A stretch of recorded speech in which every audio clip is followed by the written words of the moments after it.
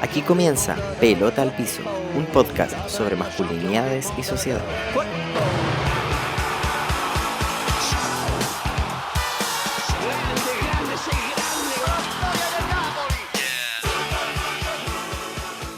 Hoy estamos ya en nuestro penúltimo capítulo de Pelota al Piso.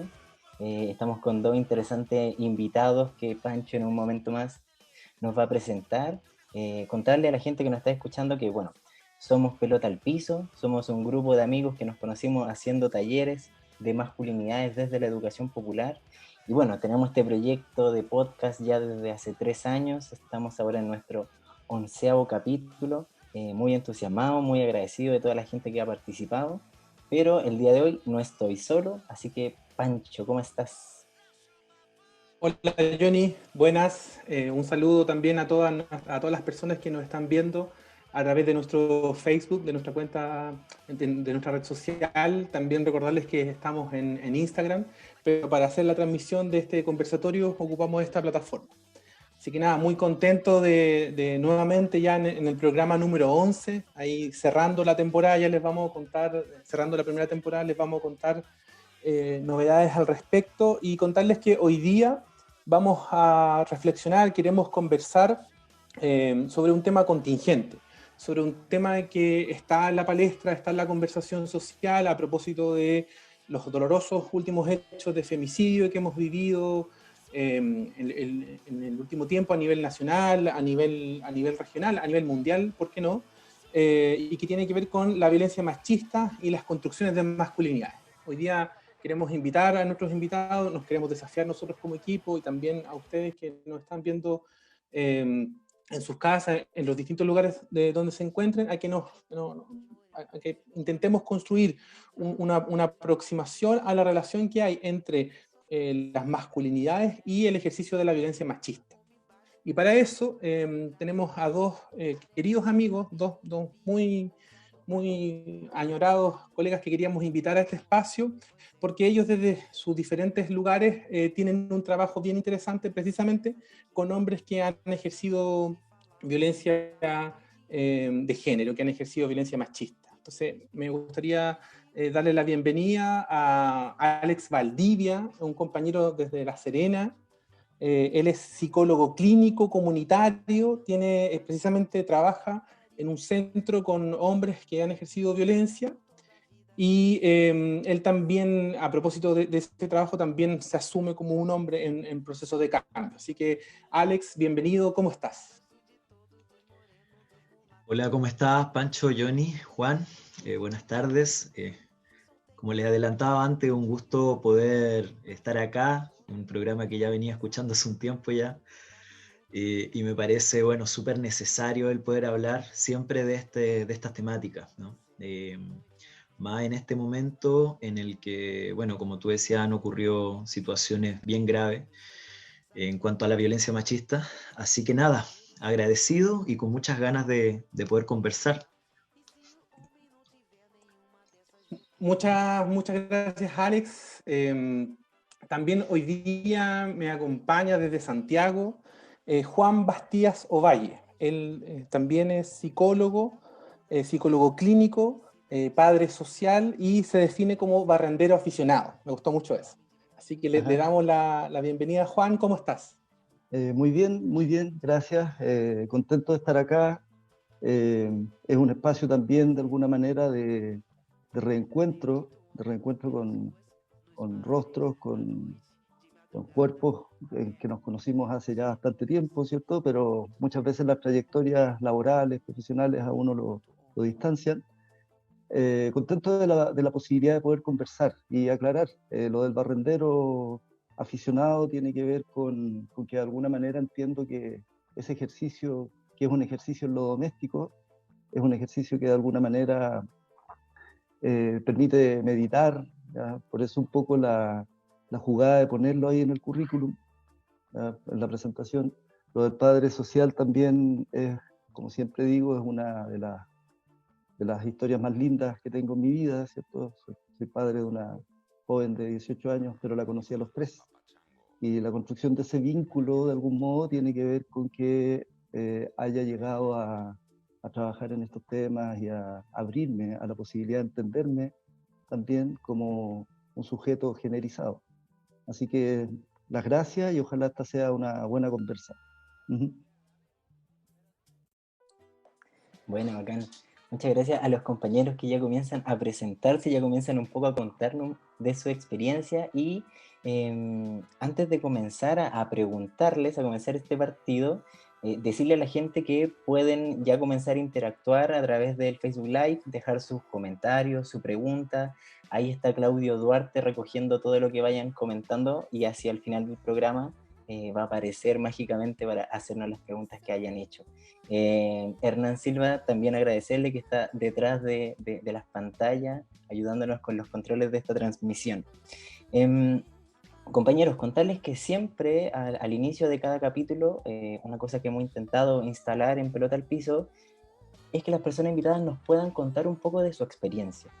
Entonces, la primera pregunta para ustedes tiene que ver justamente con eso.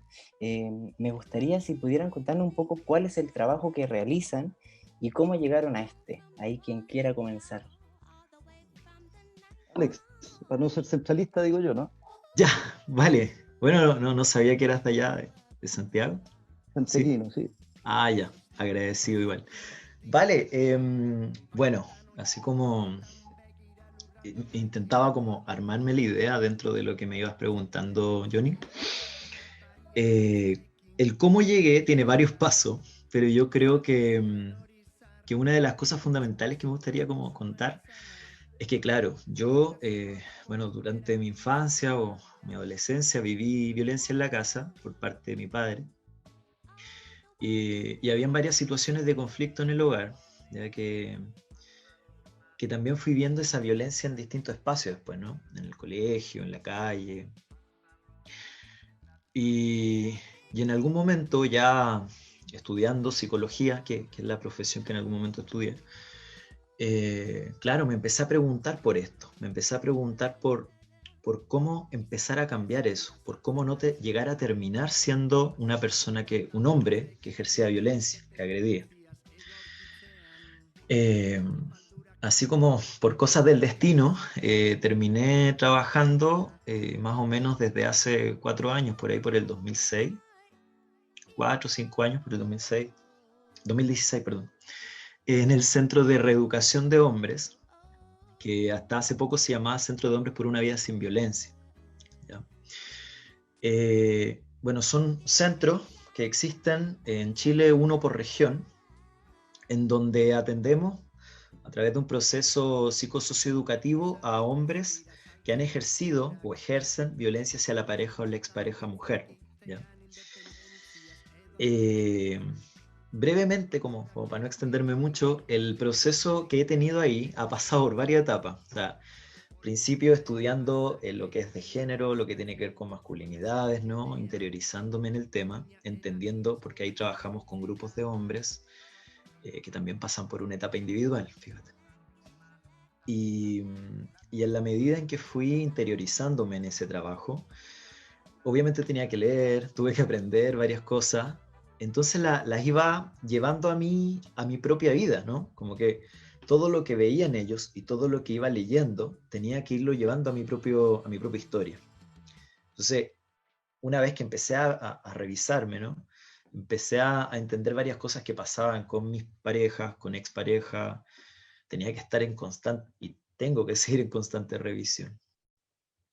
Entonces, pasé desde un momento en que pareciera ser que yo ya lo había entendido todo, esos años atrás, ¿no? Cuando estaba empezando ahí, ¿no? Y empezaba un poco como a criticar a los hombres de la familia o a otros hombres, criticarme también a mí.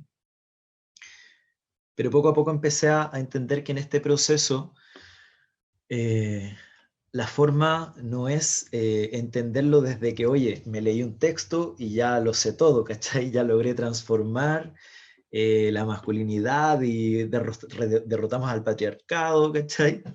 Sino que todo lo contrario, empezar desde qué era lo que pasó en algún momento en mi vida, en qué momentos yo me conecté con esos machismos que en algún momento vi en esta historia de mi infancia, ¿cachai? ¿En qué momento yo mismo los repetí?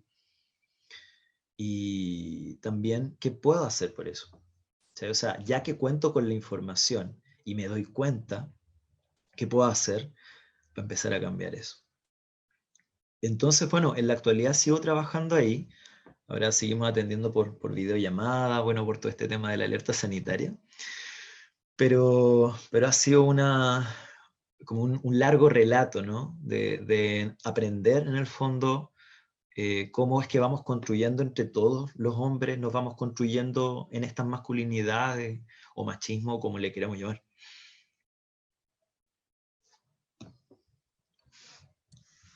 Muchas gracias, Alex. Eh, ¿Qué nos quieres contar? eh, es larga mi historia, soy mayor que Alex, evidentemente, ¿cierto? Voy a tratar de ser breve. Eh, hay un juego interesante entre la vida pública, el trabajo particularmente, y la vida privada. Coincide por ahí por el 2006. Yo estoy trabajando en una institución que se dedica a los temas de salud sexual y reproductiva. Eh, Previo a eso trabajé en una fundación de iglesia en temas de infancia, pobreza dura, que fue mi primer trabajo después de titularme como psicólogo.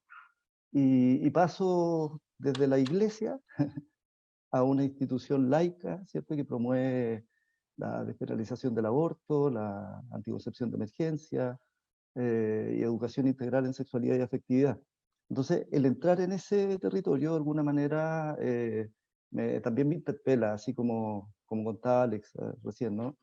Pero también coincide en lo privado, ¿cierto? Que tengo una relación con una pareja, ¿cierto? Ella tiene una hija, y ese escenario fue un escenario que me llamó a hacerme estas preguntas acerca de mi forma de estar en esa relación, particularmente entendiendo que las niñas y los niños están abiertos, conocen, eh, están recibiendo lo que uno puede entregar. Entonces, de alguna manera, esa conjunción de temas y de vivencias me lleva a hacerme muchas preguntas en torno a la forma en que yo me he desarrollado hasta ahí.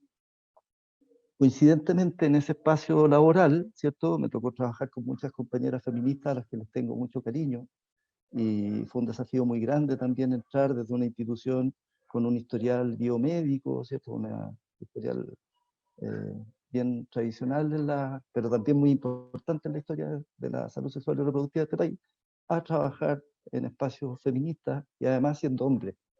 Entonces hubo muchas vivencias en ese proceso de integración a este espacio que me tensionaron y me hicieron hacerme preguntas.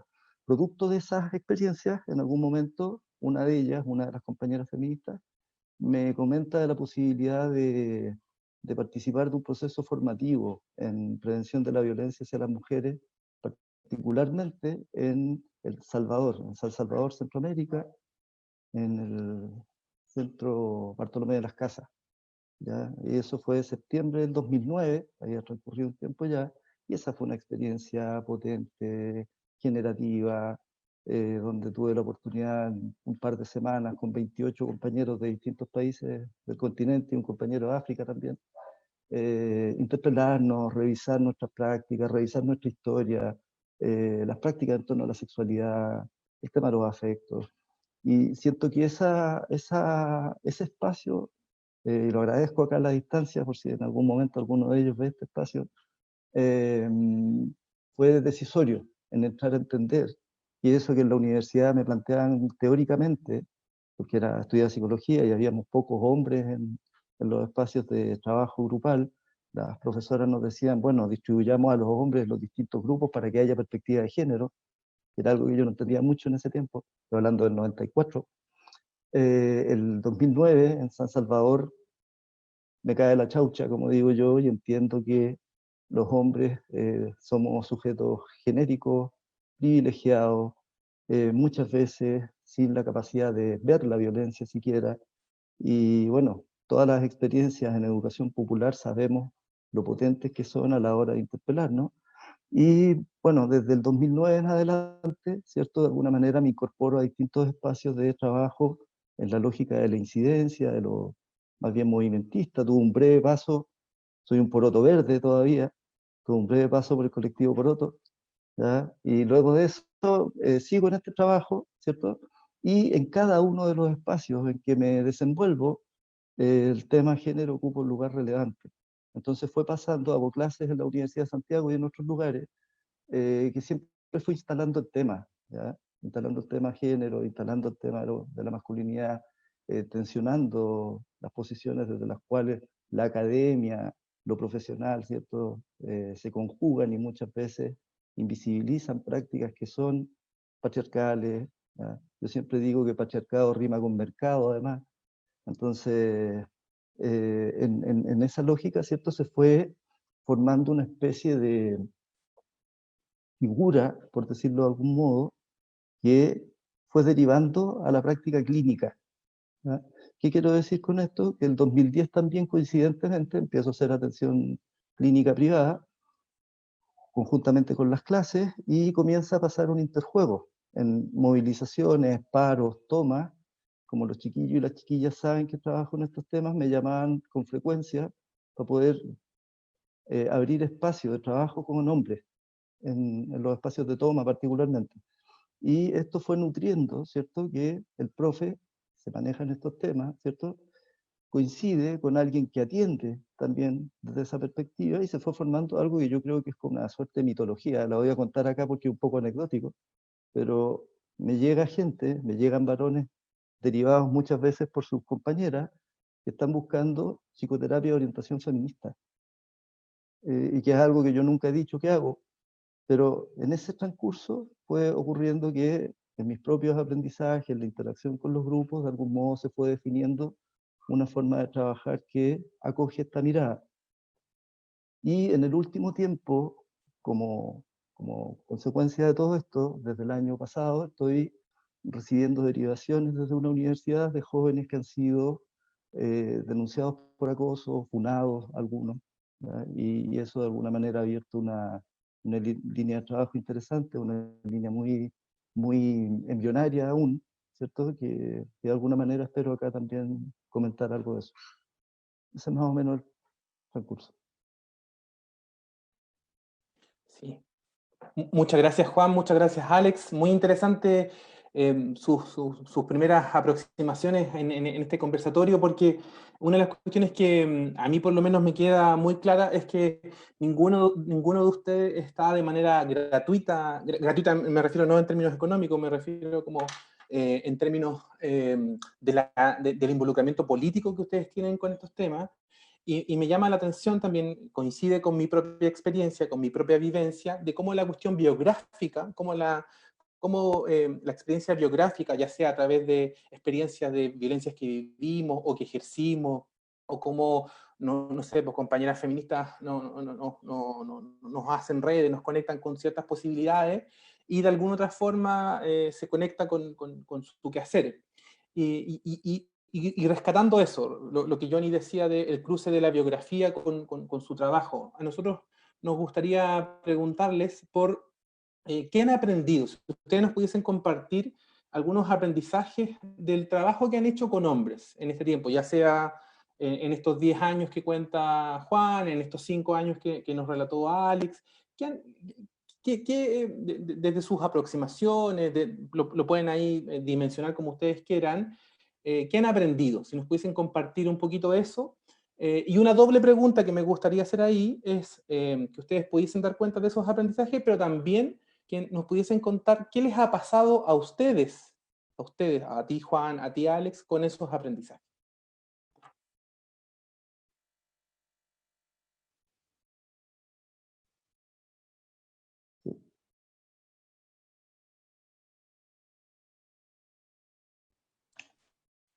Se Ya. quedó la pelota en el piso. Sí, nadie la pescó. Bueno, ¿te parece que parta Juan? Ni un problema. Ahí hacemos un fair play.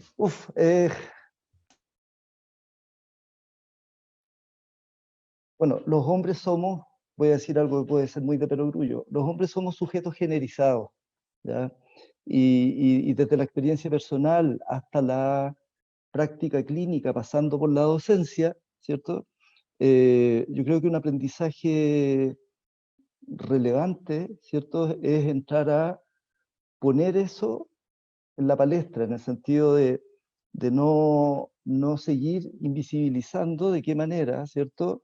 Porque da la sensación como que es lo que uno escucha en la consulta o lo que uno escucha en clase a veces, las preguntas que hacen los chiquillos. Es como que los hombres sencillamente fuésemos así, como se supone que tenemos que ser, casi por un hecho natural. ¿Sí?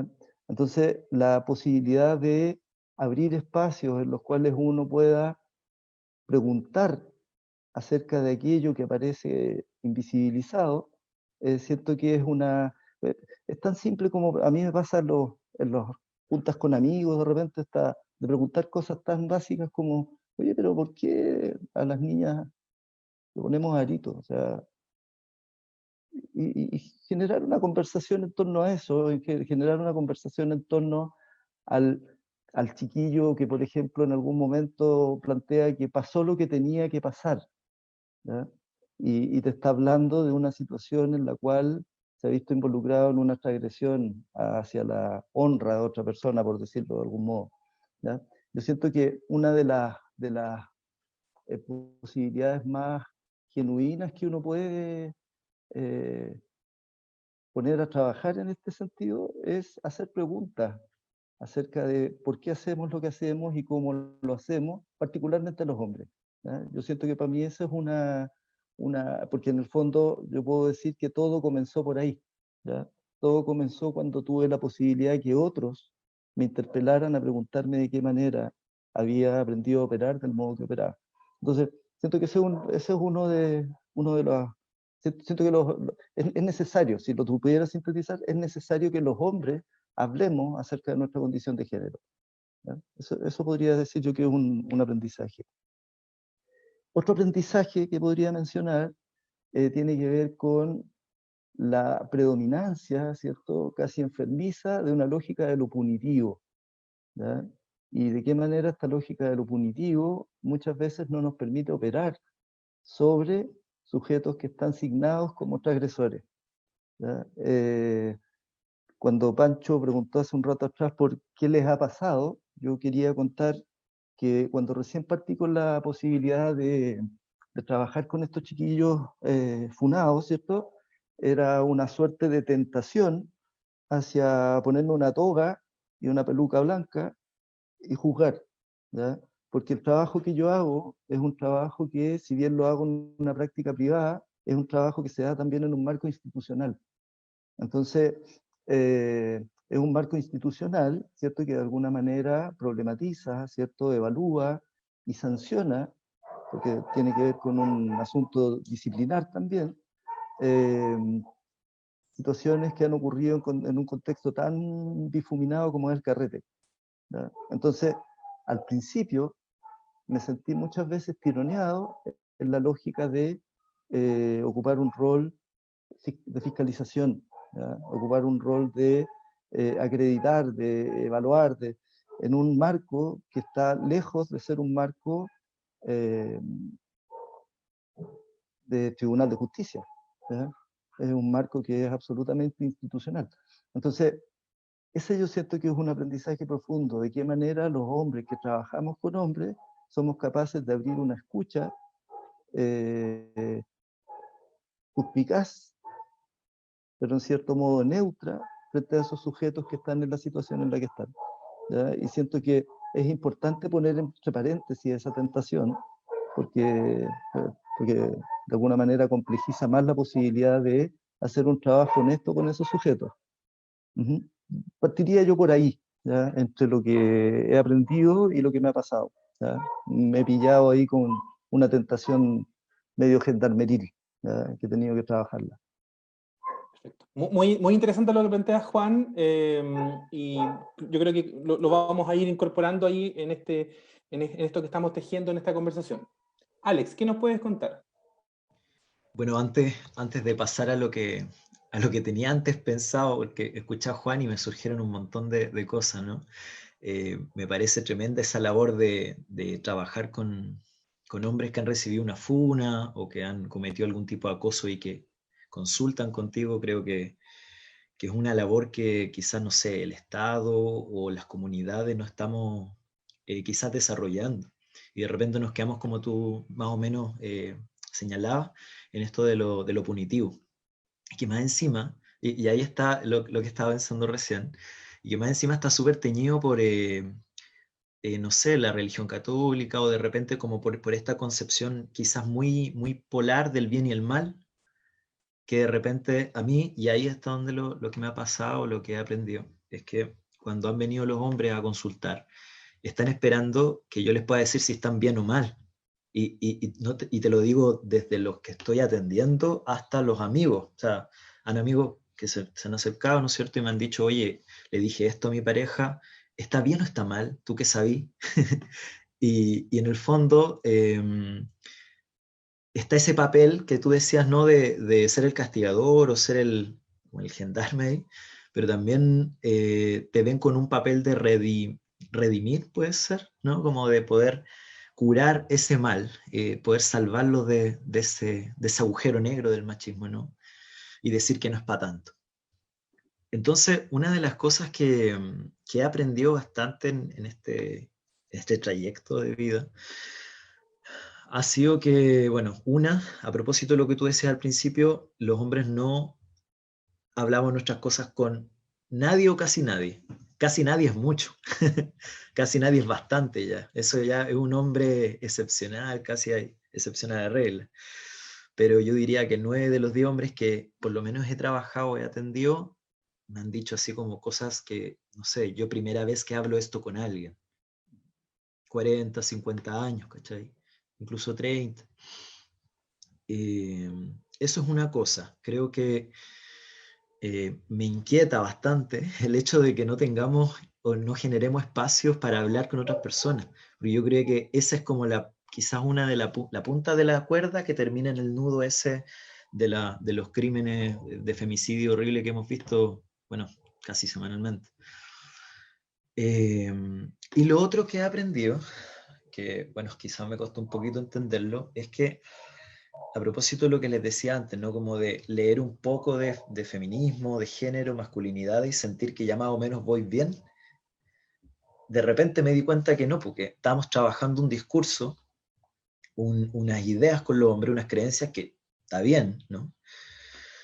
Pero bueno, con mi compañero el Gonzalo hemos hablado a veces y claro, pues, el discurso, el relato, ¿no? Es lo más fácil de falsear. O sea, yo siempre, por ejemplo, si este fuera un grupo de hombres con los que trabajamos, yo les diría que en este momento yo podría estar hablando súper bien, súper bonito, ¿cachai? Con palabras feminismo, ¿cachai? Pero puedo terminar esta videollamada y ejercer una violencia contra mi pareja o ejercer una violencia contra otra mujer. Y pasa piola, porque yo me mostré súper correcto.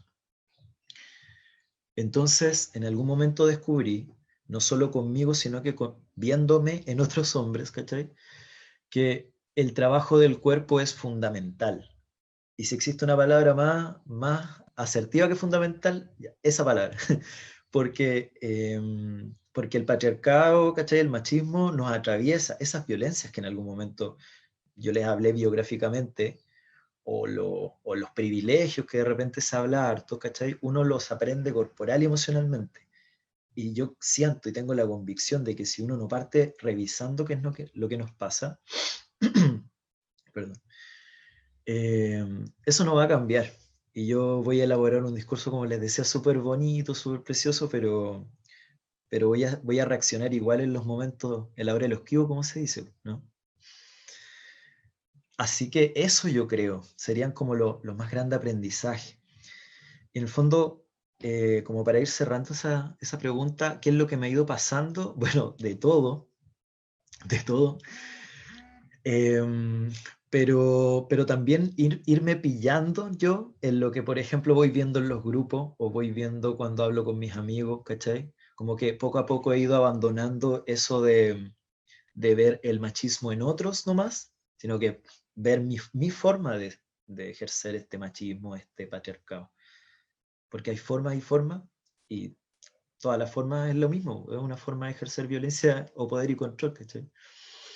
Entonces lo que me ha ido pasando es eso, así como, loco, así como acabo de ver, ¿cachai? En el relato del otro, lo que yo en algún momento hice. Ujú.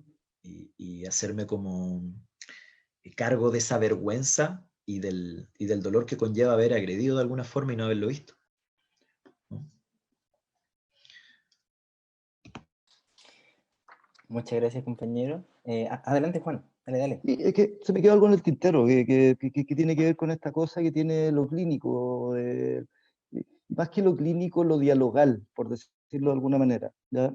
Que en el fondo yo siento que otro aprendizaje relevante, si uno pudiera pensar en que Alex apuntaba a eso también, que tiene que ver con lo corporal, ¿cierto? Es de qué manera la construcción que portamos muchos hombres en torno a la sexualidad también es un tema que de algún modo tenemos que eh, tocar si estamos pensando en trabajar con hombres en general y particularmente en el caso del grupo al cual yo tengo acceso, ¿ya? Porque en el fondo hay una suerte hay una suerte de comprensión de la sexualidad como una suerte de toma de control, ¿ya?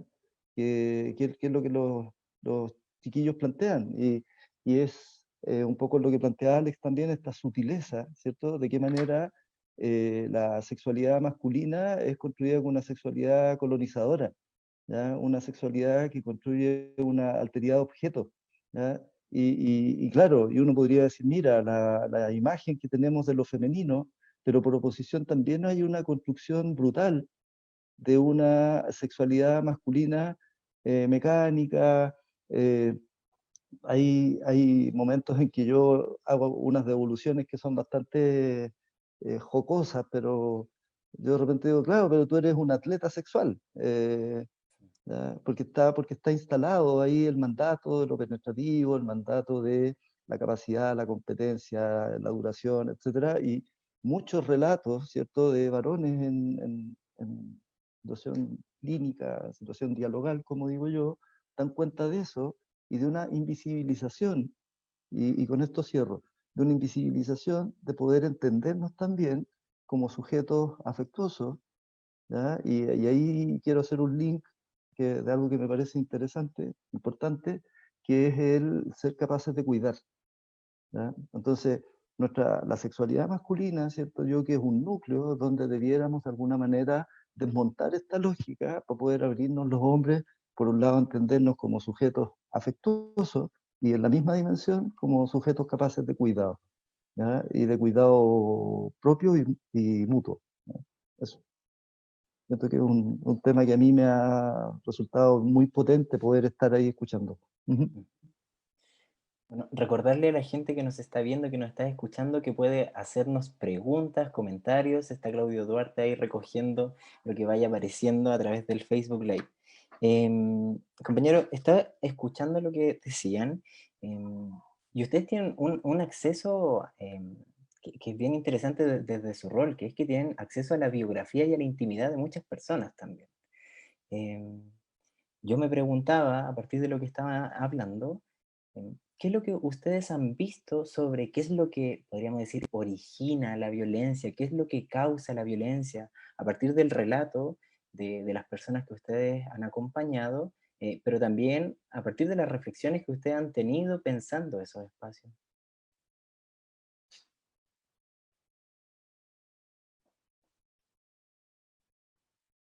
Hay una multidimensionalidad de todas maneras, ¿no? Ya, eh, los mandatos, yo siento que hay una introyección, ¿cierto?, que hace que la violencia de algún modo pase a ser invisible, ¿ya? Entonces, pasa mucho, ¿cierto?, que entendemos en general, no solo los hombres, ya estoy hablando del sentido común de este país que dice que si no es por la razón, es por la fuerza, que también yo siento que no es menor mirar cuál es el etos, ¿cierto?, cuál es el marco cultural en que se desenvuelven todas estas cosas. Eh, y que estos mandatos hacen que en el fondo la, la sutileza, ¿cierto?, nos haga ver que solo hay violencia en el femicidio, en el caso extremo, ¿ya? Y es algo que compartimos hombres y mujeres, ¿ya? Entonces yo siento que hombres y mujeres compartimos la noción de que lo violento pasa por la agresión física, por el machucón, por la ruptura del cuerpo del otro.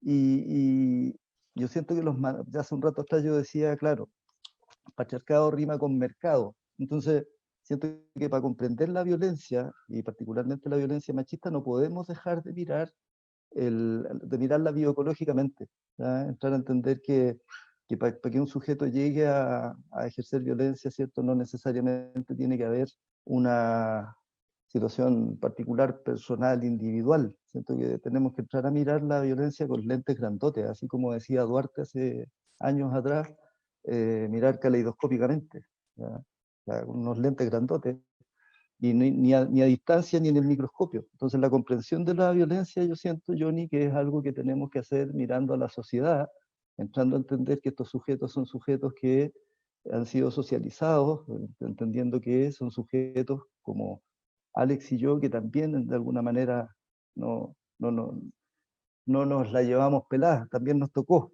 ¿ya? Entonces, creo que eso es lo primero, entrar a entender el ejercicio de la violencia como un hecho con causales multidimensionales. Eh, y yendo acercándonos a lo individual, yo entiendo que la internalización de esos mandatos hace que el ejercicio de la violencia sea invisible, en principio. Entonces, eso como para empezar, ya, un marco de referencia grandote, ¿cierto? Para entender que no son solo individuos que ejercen violencia, sino que son contextos que de alguna manera permiten, facilitan, incluso promueven la violencia. Sí, estoy muy de acuerdo contigo, Juan. Yo creo que de repente, por el desconocimiento también, ¿no? de estas situaciones, se tiende a pensar que esto tiene que ver a veces con una enfermedad psicológica, ¿cachai? Que este tipo que salió en las noticias es un enfermo y el resto no, ¿cachai? Y a propósito de eso que hablamos antes del cuerpo, de las emociones, bueno, yo siempre meto este rollo, lo tiro en el trabajo grupal, poniendo siempre el cuerpo delante, ¿no? Que el cuerpo que está presente ahí de hombre, en el hogar, en la calle, en donde esté socializando con otras personas o con otros hombres, también está marcado, como dices tú, por el mercado, por esta sociedad capitalista. Y yo tengo la convicción de que de alguna u otra forma ese cuerpo entregado, porque es un sacrificio el cuerpo, ¿no? Como el hombre, a propósito de los cuidados que decías tú, yo siento que no tiene esa educación de cuidarse ni de cuidar a otro. Por tanto, su cuerpo, que es su persona, lo sacrifica a la producción. Lo sacrifica a la producción, a este rol proveedor, que es el único rol que la sociedad le exige, ¿no? Como generar dinero, producir. Eh, entonces, siento que cuando tenemos o queremos comprender qué es lo que nos pasa, por qué llegamos a ese punto de ejercer algún tipo de violencia, eh, y no en modo victimizante para nada, ¿no? Yo siempre intento poner eso delante. Es necesario observar también qué otros tipos de violencia o estatus de poder o ejercicios de poder ese hombre está vivenciando o en los cuales se formó, ¿no? ¿Sí? A propósito de eso que ustedes también muy, muy amablemente nos preguntaban sobre nuestra biografía al principio. ¿Sí? O sea, como volviendo al inicio de la historia que les contaba, para poder entender, por ejemplo, a los hombres que han estado en mi familia y que han ejercido violencias, abuelos, tíos, qué sé yo, también he tenido que entender en el fondo un poco de la historia de cómo lo han vivido, ¿no? Y de cuáles son las violencias que han vivido y que no han podido quizá tener la oportunidad de los hombres con los que trabajamos nosotros con Juan, de trabajárselas, ¿no? Y de contárselas a otras personas. Entonces el marco para observar esto, para comprenderlo, siempre tiene que ser lo más amplio posible, a pesar de que esto no significa validar que yo ejerzo una violencia, ¿cachai? Eso hay que dejarlo bien claro. Así que nada, yo creo que además de observarlo con lentes de feminismo, hay que observarlo con lentes de clase, ¿no?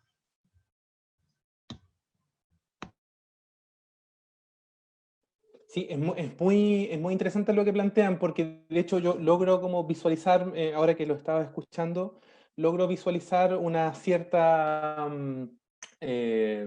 clave política en torno a la violencia machista, a la violencia que ejercemos los hombres en sociedad, no solo contra las mujeres, sino también, por ejemplo, con otros hombres. Y aquí yo quiero como hacer una especie de contrapregunta y ustedes también ahí pueden complementar lo que Johnny les consultó, sobre el rol que juegan los otros hombres en la violencia. Ahí Alex algo nos contó también de cómo los amigos le preguntaban, querían en el fondo su veredicto, así su dedo para arriba, pero no sé si Juan también en los procesos que tú has acompañado, aparece en el relato de los hombres lo que nosotros en Pelota al Piso llamamos como las instancias de homosocialización, en el fondo donde los hombres compartimos con otros hombres en sociedad y aprendemos a ser hombres. Ujú.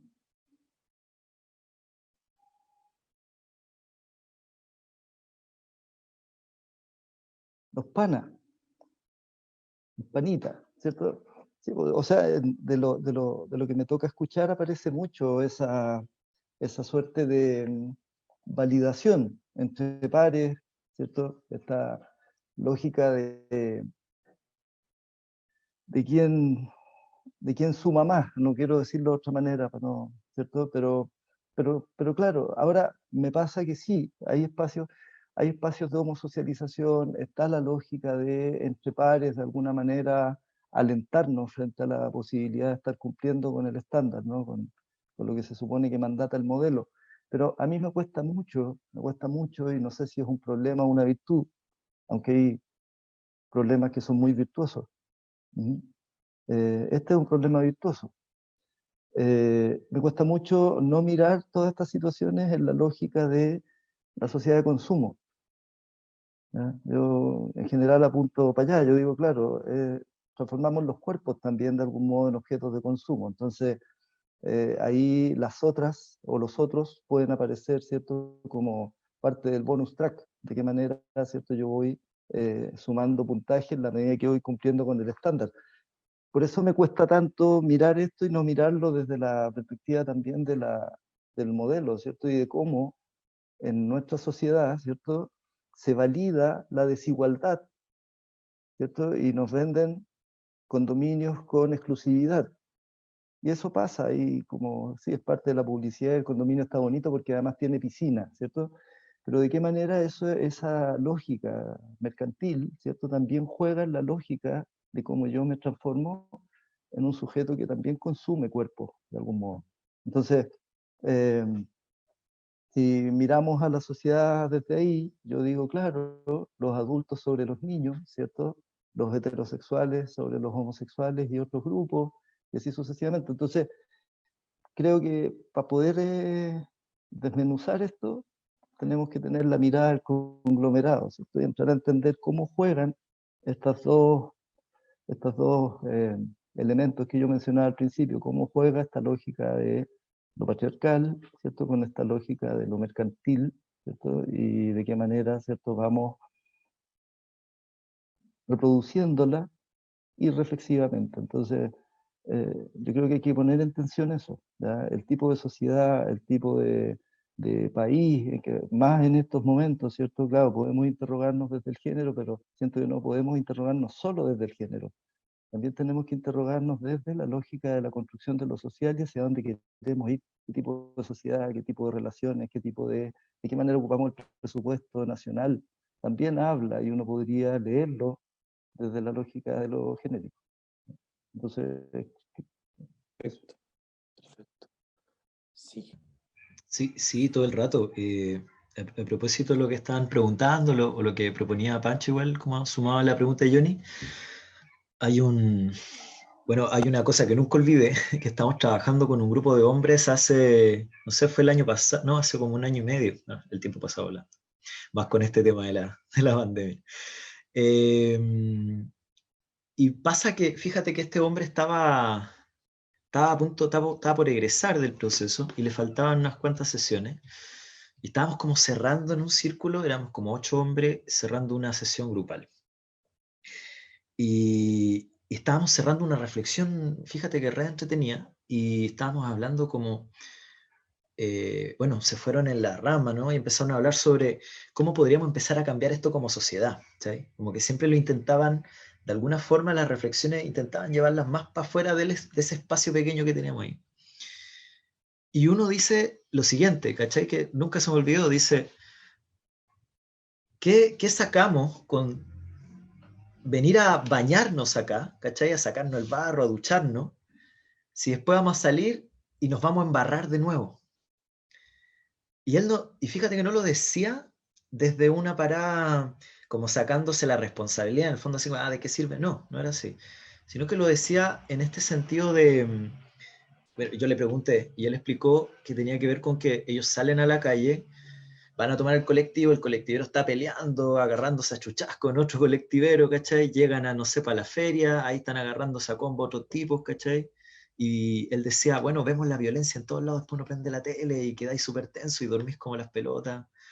Entonces, bueno, ahí como que el grupo tendió a darle un poco más de esperanza porque se estaba yendo un poquito en la catastrófica, pero nos dio una clara lección de qué es lo que se hace después, pues, ¿no? Como podemos tener unas sesiones, ¿cachai? A nivel clínico o grupal, comunitario, como lo podemos llamar, pero también hay a propósito de la homosocialización que decías, siento que hay un gran grupo afuera me refiero en todos lados, ¿no? Que tiene otros pensamientos y otras creencias.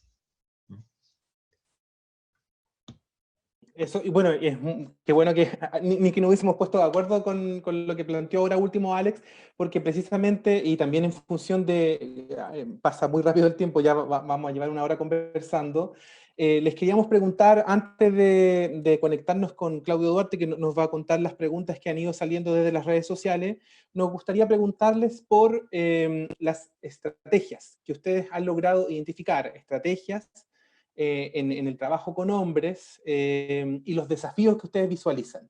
Sobre todo, yo me gustó mucho lo que dijo Alex a partir del reconocimiento de este lenguajear que este hombre le comparte a su grupo, a sus compañeros, te comparte a ti, Alex, como facilitador, y te dice, bueno, ¿esto dónde lo pongo en práctica? Entonces tiene que haber una cierta correlación entre lo que yo estoy aprendiendo, lo que estoy desaprendiendo, y cómo yo me voy, cómo voy haciendo, generando incidencia en otro espacio. Entonces ahí también les queremos preguntar, una pregunta sencilla,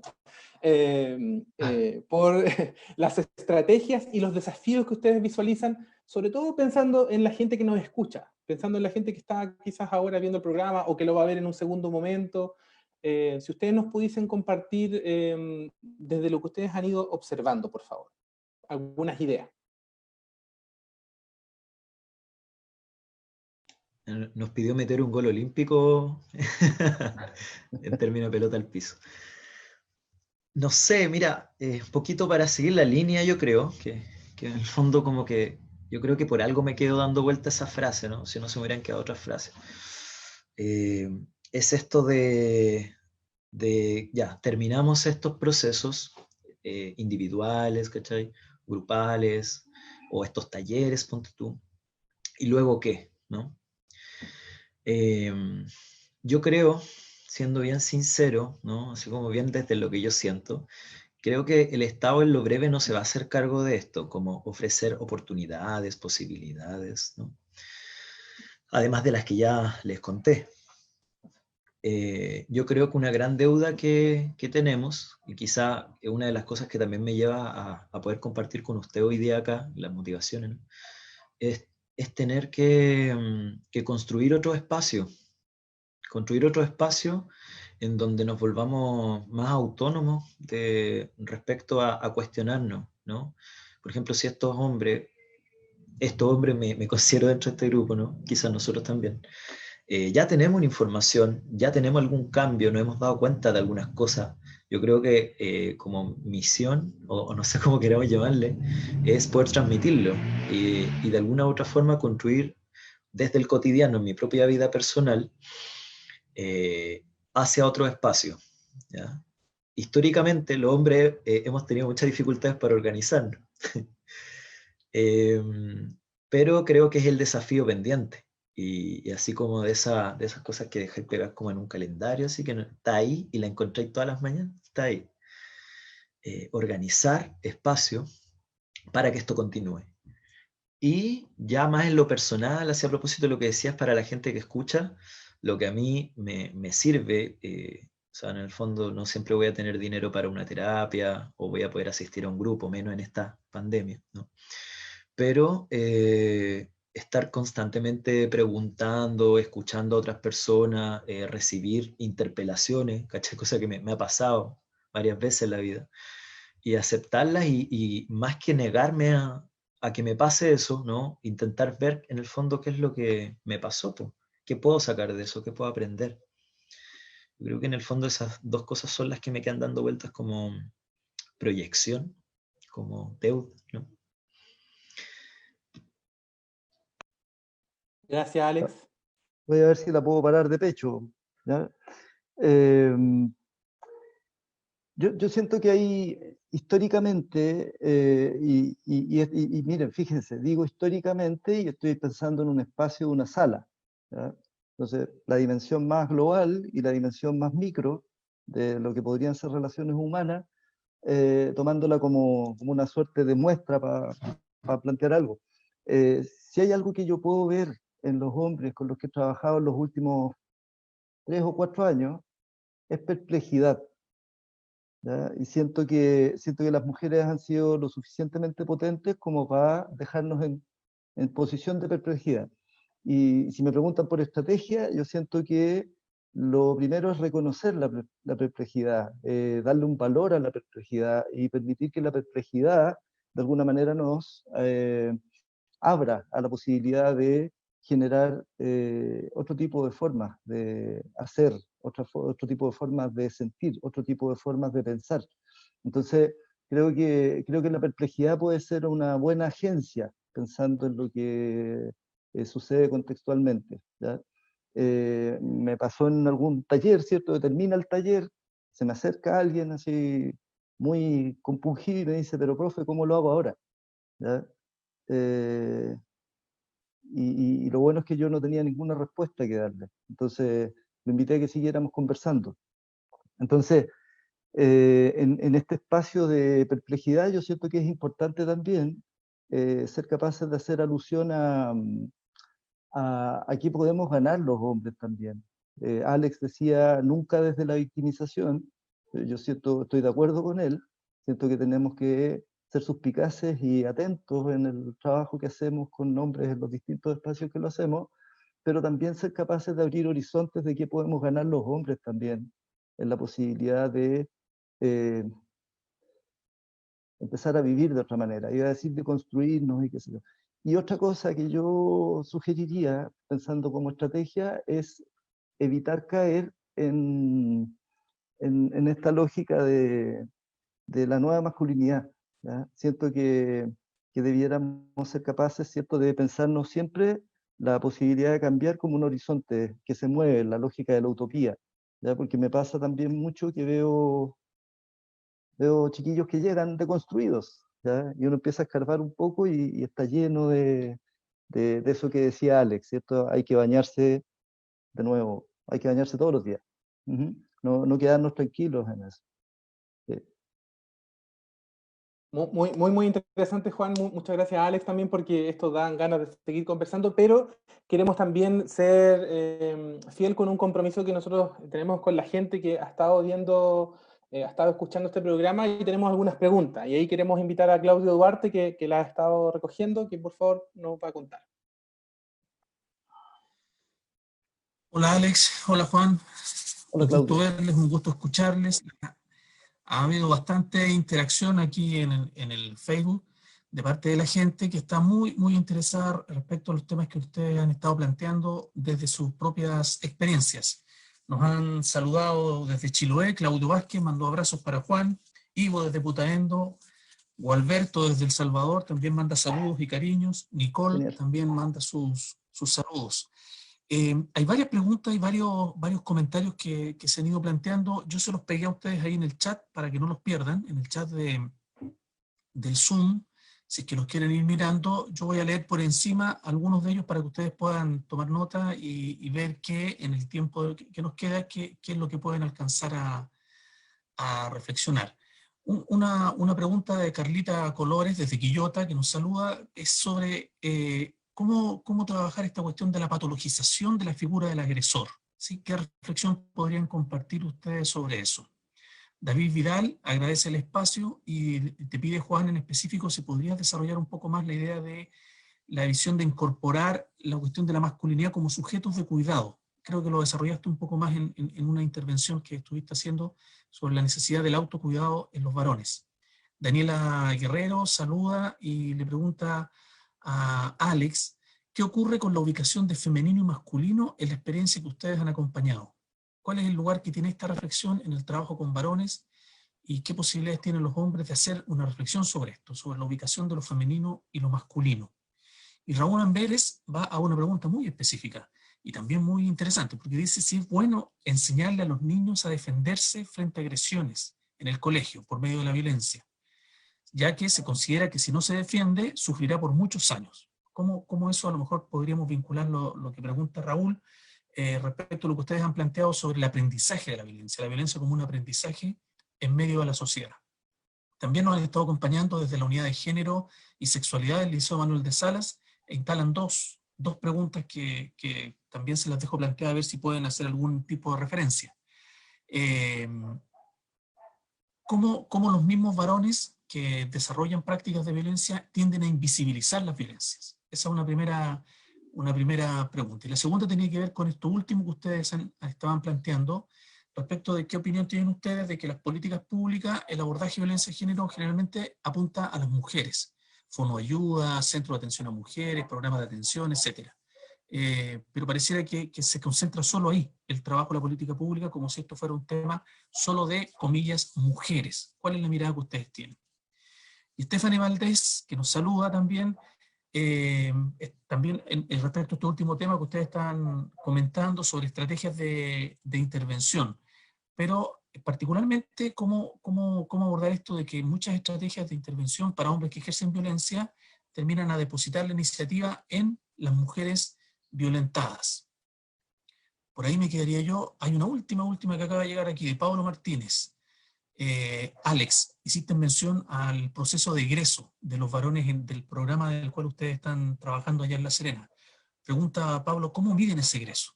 Y si después mantienen el vínculo con los varones que egresan del programa que ustedes están trabajando, y si se conoce algún otro tipo de política pública con varones, además de la que ustedes desarrollan.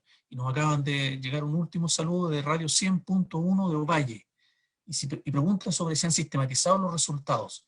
Yo les puedo soplar a Marco Antonio, que nos escribe desde Ovalle, que sí, que Alex, Nicole y gente de su equipo tienen ahí una sistematización.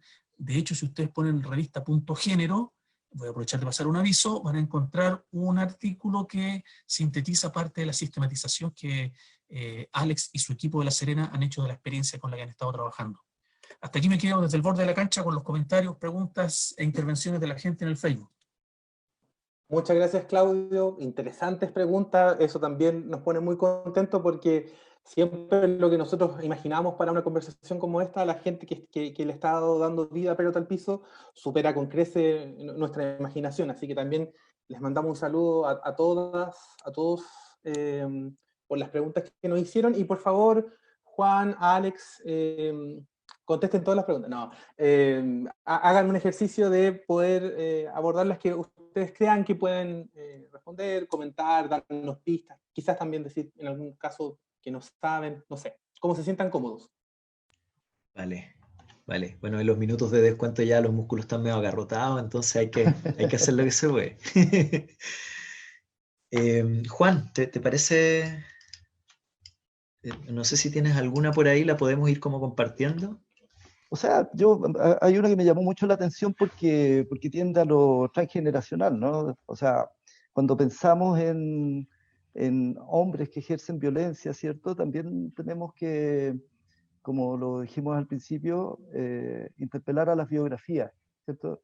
Y bueno, hoy día pasa con el tema del bullying, me llamó mucho la atención esa pregunta, que claro, cuando llega un anglicismo, ¿cierto? Y se instala y lo empezamos a poner en todas partes, a la larga quedamos con la noción de que existe un fenómeno que tiene un nombre llamativo, pero que no problematiza mucho, ¿ya? Entonces, a partir de la pregunta que hacía Raúl, ¿cierto? Yo siento que es relevante entrar a entender que la violencia no es algo que los sujetos porten en sí, sino que siento que particularmente en las situaciones en la infancia son contextos que de alguna manera permiten que existan situaciones de violencia. Entonces, eh, yo siento que lo relevante acá es que problematicemos cómo el contexto escolar, ¿cierto? De alguna manera, podríamos alargarnos mucho en eso, ¿cierto? De qué manera la atención, la lógica de competencia, la lógica de lo estandarizado en el sistema escolar es un elemento que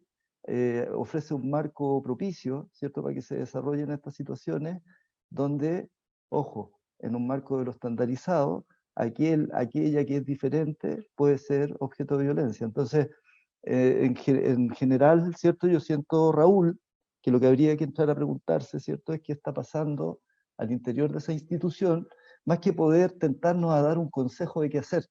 Yo siento que ahí es importante la presencia de los adultos y las adultas, que observen el contexto escolar y de qué manera en ese espacio existen regulaciones que no tienen que ver con los protocolos necesariamente, ni con el proyecto educativo institucional como documento, sino de qué manera las lógicas que están instaladas en la institución podrían de alguna manera facilitar que ocurran hechos como este. ¿Ah? Eso en principio. Desarrollar una masculinidad con los hombres como sujetos de cuidado, yo siento que es clave. En el sentido que, bueno, ahí voy a tratar de hacer una mixtura. Siento que si hay un espacio donde se juega la posibilidad de una transformación social, es el espacio de lo doméstico, ¿ya? Y el espacio de lo doméstico está asignado como un espacio de cuidado. Y es en el espacio doméstico donde nos partimos socializándonos. Entonces, siento que tenemos que trabajar hacia una reconfiguración de los espacios domésticos, ¿ya? Y hoy día ha habido una discusión interesante en torno a cómo la pandemia, ¿cierto?, nos desafía, nos interpela, y yo preferiría ocupar un lenguaje más amable, más invitante. También nos invita, ¿cierto?, a que los hombres de alguna manera entremos a jugar en esa cancha, porque yo siento que en esa cancha está la posibilidad efectivamente de hacer transformaciones. Podemos pensar en lo legal, podemos pensar en el marco de la lógica del sistema económico, podemos, como digo yo, en el macrosistema, pero si tenemos que hacer cambios en el microsistema. Y en eso Alex adelantaba algo hace un rato atrás, ¿cierto? De qué manera, ¿cierto?, nuestro discurso público rima con la práctica en lo privado. Y de qué manera la práctica en lo privado nos permitiría entrar a proponer relaciones distintas a las que tenemos. Entonces, en ese espacio, yo siento que los hombres podríamos, de alguna manera, como sujetos genéricos, ser también sujetos de cuidado, que cuidan, capaces de cuidar. Sí, mira, justo con lo que decías del bullying, la verdad es que no pensaba abordarlo, pero ahora que te escuchaba, sabéis que mi imagen mental, ¿cachai? Era de repente cuando hay violencia entre pares, o qué sé yo, o de los alumnos, profesores, o viceversa, hay una impunidad del agresor que repite un poco lo que pasa fuera de la escuela también, ¿no? Hay ciertas violencias validadas y hay una invisibilización también. Entonces, buena observación eso. Y creo que es importante ponerle ojo como... Y me preguntaba también qué contextos escolares quizás tienen otras experiencias adversas a eso, ¿no? Así como han logrado que no se repita este patrón de ejercicios de violencia entre pares. Quizás habría que ponerle ojo también a eso, ¿no? Porque hay caleta de libros, experiencias, talleres de evitar el bullying, ¿no? Pero pareciera ser que no hay mucho, bueno, no tengo una revisión bibliográfica, hay que decirlo, pero quizá habría que resaltar también qué experiencias existirán, ¿no? me surge la duda, voy a llegar a tarea para la casa. Ya, yo anoté patologización del agresor. La pregunta tenía que ver con un poco... Ah, ya, lo mismo, ¿no? ¿Qué reflexión podríamos compartir en torno a eso? Yo, mira, en la experiencia, yo siempre parto pensando que bueno, lenguaje crea realidad y enmarca. Entonces, si yo llamo a alguien agresor o violento todo el rato, probablemente no va a tener la posibilidad de pensarse como otra persona que no sea agresor o violento. Entonces somos hombres que ejercemos violencia, o al menos así los nombramos en el espacio en donde trabajo, por la misma razón. Y cuando pensamos como en la enfermedad, en el trastorno mental, por lo menos desde el área en donde trabajo, yo sí, con la experiencia me he dado cuenta de que al menos estos mandatos, como decía Juan, estas experiencias tempranas que nos configuran como varones, sí en ciertos grados pueden ir generando, a mi entender, ¿no? Esto es personal, ciertas dificultades mentales o emocionales, ¿ya? Esto no es transversal y tampoco es como la raíz o la justificación, pensando en que antes hablamos de que es multifactorial, ¿cachai? Entonces, yo no creo que el agresor tenga que ser un enfermo mental para ejercer violencia. Hay un tema de poder y control ahí interiorizado a través de esta historia de biografía que hablábamos antes, que en el fondo ciertas cosas se nos permiten y ciertas cosas no se nos permiten, ¿ya? Pero de que pueden haber trastornos en ciertas personas dependiendo de su biografía o de lo que han vivido, es posible. Pero yo no creería que para nada es el origen único, ¿cachai? De que esa persona haya ejercido violencia. Yo creo que eso es lo que tiene que quedar súper claro. ¿Sí? Lo otro, ¿cómo invisibilizan los hombres las violencias en su biografía? Creo que así era la pregunta, algo parecido. Claro, ¿cómo llegan a ser invisibilizadas estas violencias vividas desde nosotros como lo masculino?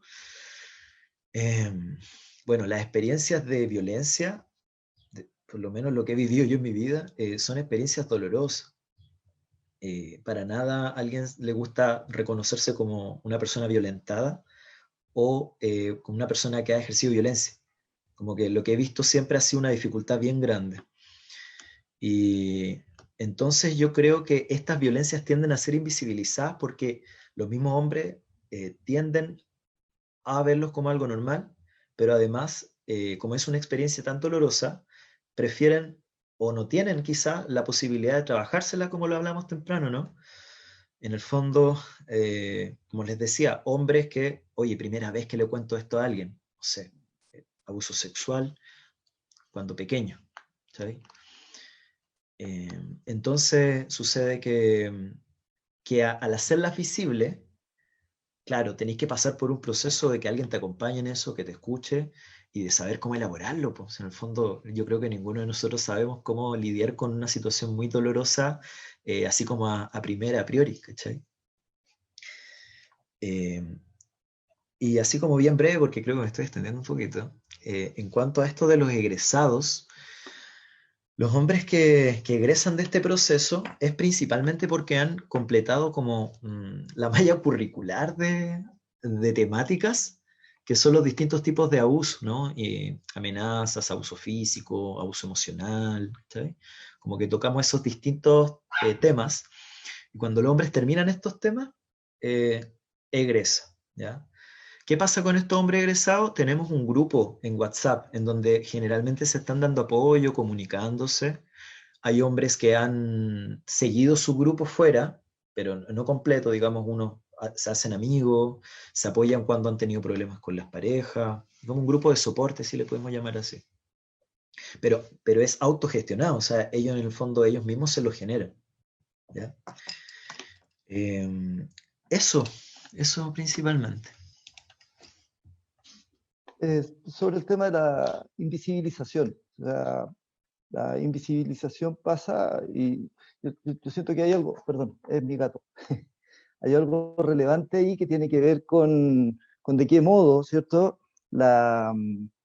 Naturalizamos O sea, yo crecí en un tiempo en que el cachamal pegador era deporte nacional, ¿ya? Entonces, siento que sí, pues el cachamal pega doble, el hoyito patá, etcétera. Entonces, la naturalización, yo me acuerdo de Juan Guillermo Figueroa plantea esto, que él entrevistaba a sujetos y le decía, bueno, ¿tú has vivido violencia? No, pero tenían heridas y cicatrices y habían perdido un diente, etcétera, pero no había una lógica de la violencia porque, como lo decía al principio, estoy siendo atacado, pero amorosamente. Eh, como decía al principio, ¿cierto? La violencia la asignamos cuando es un hecho espantoso, ¿ya? Y nos llama la atención cuando, pero muchas veces, ¿cierto? Está ahí en el espacio cotidiano, en la escuela, en la casa, etcétera. Entonces, yo siento que tenemos que interrogarnos sobre aquellos espacios que parecen naturalizados. Yo siento que esa es como siempre hacer preguntas de por qué las cosas son como son, ¿ya? Yo creo que en eso, con esto quiero terminar, pues no estamos alargando un poquito, pero es como cada vez que encontremos un espacio de algo que nos parezca natural, debiéramos recurrir a la lógica de los niños y las niñas, de preguntarnos acerca de eso, ¿ya?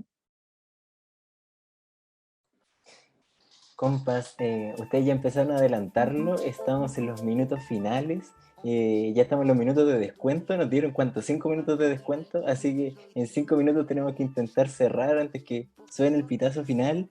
Y bueno, primero agradecerles por lo que nos han compartido, compas, de verdad como es muy interesante como estas vinculaciones que ustedes están haciendo desde el trabajo que hacen con su propia biografía.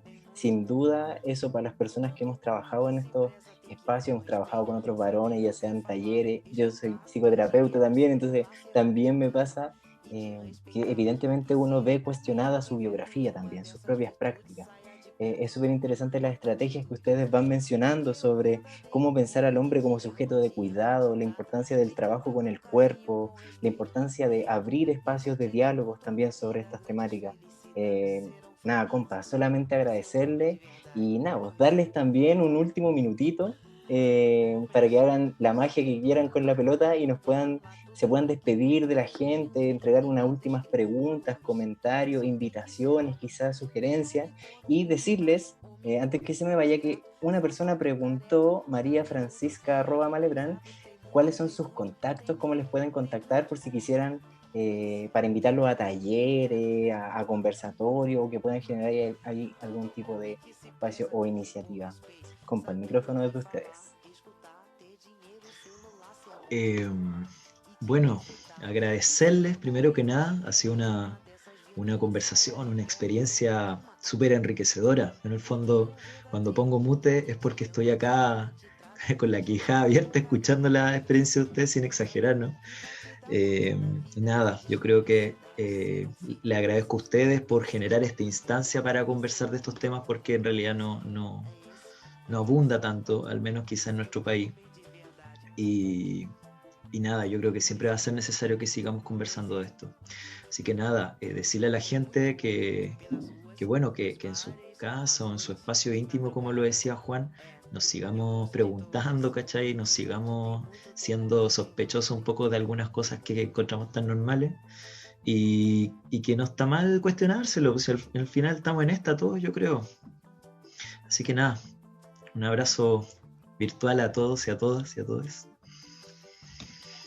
Un poco lo mismo, dar las gracias, ¿cierto? Y bueno, nos vamos a ir en la lógica de lo preguntacional, por decirlo de alguna manera. Hagámonos preguntas, ya a veces creemos que tenemos todas las respuestas y hay harto por interrogar. Y yo siento que en estos días estoy pensando en contexto de pandemia, estoy pensando en contexto de una previa, de un plebiscito, ¿cierto? De una posibilidad de una asamblea constituyente, ¿cierto? De también preguntarnos desde lo micro a lo macro, ¿cierto? ¿Qué tipo de paisaje queremos construir? ¿Ya? Y yo siento que los temas de género son un núcleo, ¿cierto? Un núcleo sustancioso para trabajar sobre la desigualdad que la hemos naturalizado 40 años. ¿Ya? Y tenemos que empezar bueno, ya empezamos hace rato a desnaturalizarla y yo siento que hay que seguir en ese trabajo. Así que un poco esa sería como la pregunta, ¿cierto? ¿Poder para qué? O poder sobre. Eso. Muchas gracias, Juan. Alex, me sumo a las palabras de Johnny. Contarle a la gente que nos está viendo que este es nuestro programa número 11. Nos queda uno más que vamos a hacer en 2 semanas más.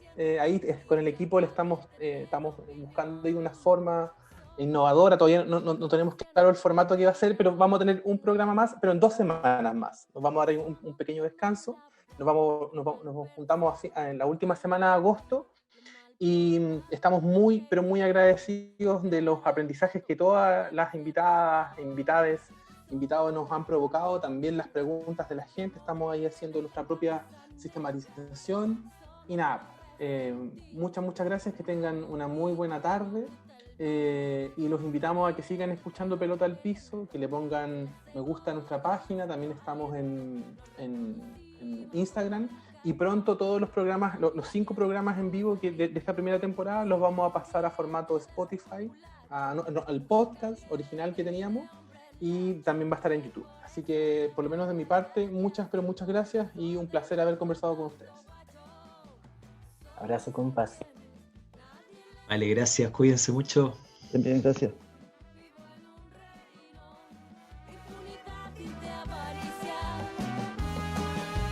Somos a quienes el futuro le robaron, de mis hermanos toda su sangre derramaron.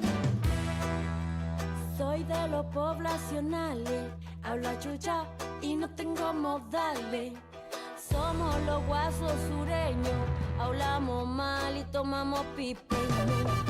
Soy de los mamas